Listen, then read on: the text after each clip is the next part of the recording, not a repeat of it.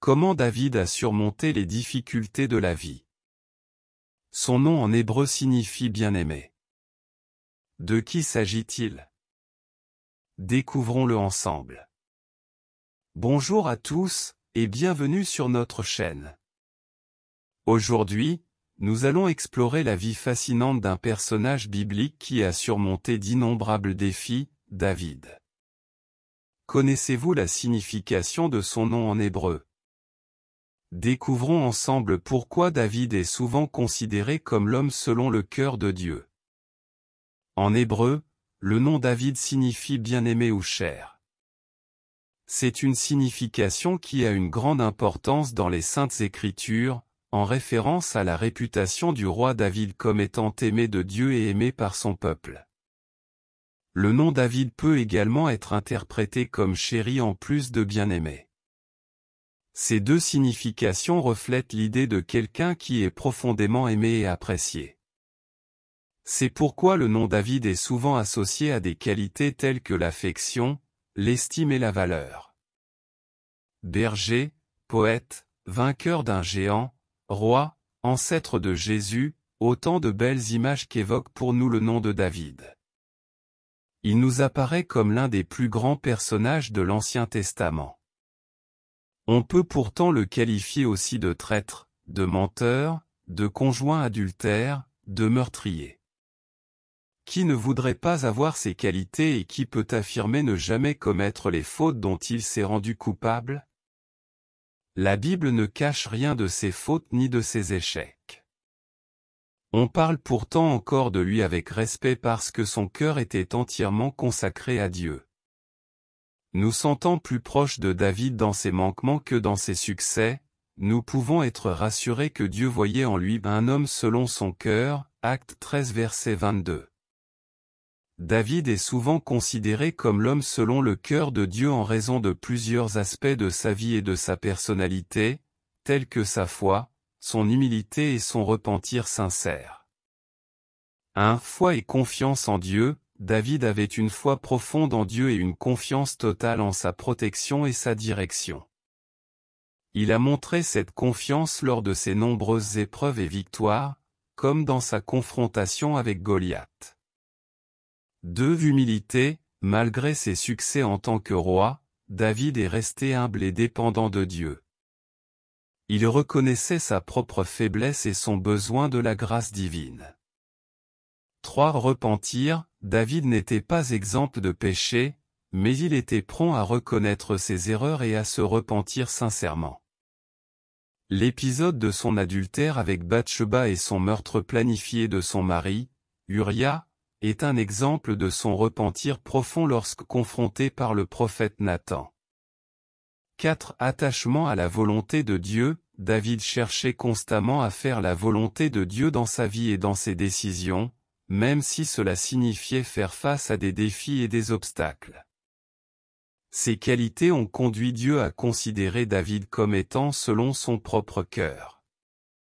Bien qu'il ait commis des erreurs, sa sincérité, sa foi et sa volonté de se repentir et de chercher la volonté de Dieu ont fait de lui un exemple de piété dans la tradition biblique. La plus importante des qualités de David, c'est la conviction inébranlable qu'il a de la fidélité et de la compassion de Dieu. Lorsqu'il lui arrive de transgresser les commandements divins, il se montre prêt à reconnaître ses fautes et les regrette sincèrement, et il ne prend jamais le pardon de Dieu à la légère. Il ne considère jamais la bénédiction de Dieu comme acquise. Dieu lui accorde son pardon et la joie qui l'accompagne mais le laisse aussi supporter les conséquences de ses actes. À choisir, ne préférions-nous pas, souvent, échapper aux conséquences de nos actes plutôt que de goûter à la joie du pardon? David, lui, sait apprécier ce pardon à sa juste valeur. Une autre caractéristique de David, c'est que, en dépit du fait qu'il commet des péchés lourds de conséquences, il ne le fait pas de façon répétée. Il apprend de ses erreurs parce qu'il accepte la souffrance qu'elles provoquent. Est-ce notre cas? Que faut-il changer en nous pour que Dieu ait droit à la même attitude de notre part? David est entré dans le repos de Dieu à l'âge de 70 ans. En effet, David a terminé son parcours terrestre à l'âge de 70 ans, entrant ainsi dans le repos divin. Sa vie et son règne sont documentés dans le livre des rois de l'Ancien Testament. Il a régné sur Israël pendant une période de 40 ans, d'abord pendant 7 ans et demi à Hébron, puis pendant 33 ans à Jérusalem, référence, 2 Samuel 5, 4-5, 1 Roi 2, 11. Sa montée au pouvoir n'a pas été le fruit d'un coup d'État, mais plutôt le résultat de l'onction divine orchestrée par le prophète Samuel, qu'il a choisi comme leader, le désignant comme un homme selon le cœur de Dieu. L'héritage spirituel de David transcende les siècles, guidant des millions de croyants à travers le monde dans leur marche de foi. Les psaumes, composés par David et souvent appelés Télim en hébreu, témoignent de sa profonde relation avec Dieu et servent de source d'inspiration et de réconfort pour ceux qui cherchent à fortifier leur foi. L'influence durable de David se manifeste dans le fait que des millions de personnes continuent à lire ses psaumes, cherchant en eux une source de connexion spirituelle jusqu'à nos jours. David incarne ainsi non seulement l'homme selon le cœur de Dieu, mais aussi le leader spirituel dont l'héritage continue à impacter les croyants à travers les générations, les guidant vers une relation plus profonde avec le Créateur. Point fort. David a été le plus grand roi d'Israël. David est l'ancêtre du Seigneur Jésus-Christ. David est mentionné parmi les héros de la foi, Hébreux 11. Dieu lui-même l'a présenté comme un homme selon son cœur. Point faible. Il a commis un adultère avec Bathsheba. Il a ordonné le meurtre d'Uri, le mari de Bathsheba. Il a directement désobéi à Dieu en décrétant un recensement.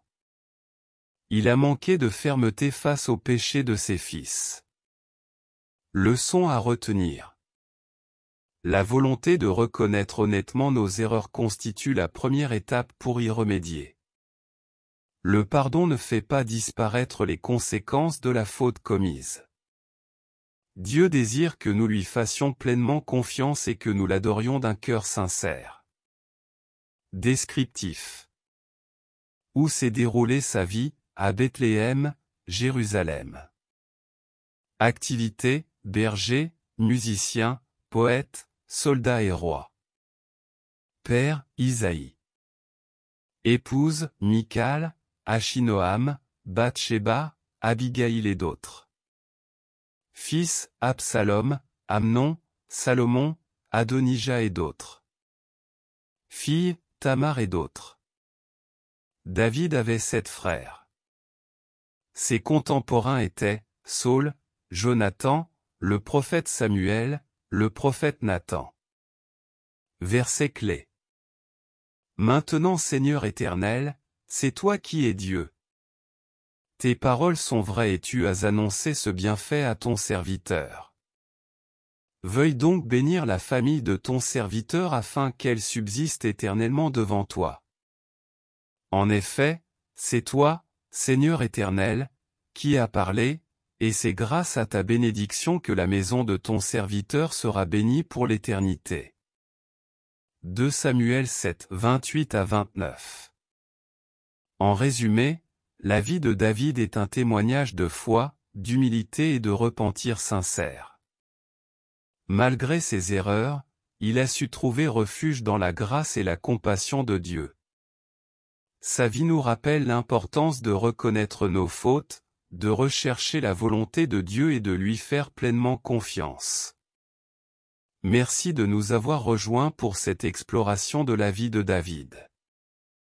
N'oubliez pas de vous abonner pour plus de contenus inspirants.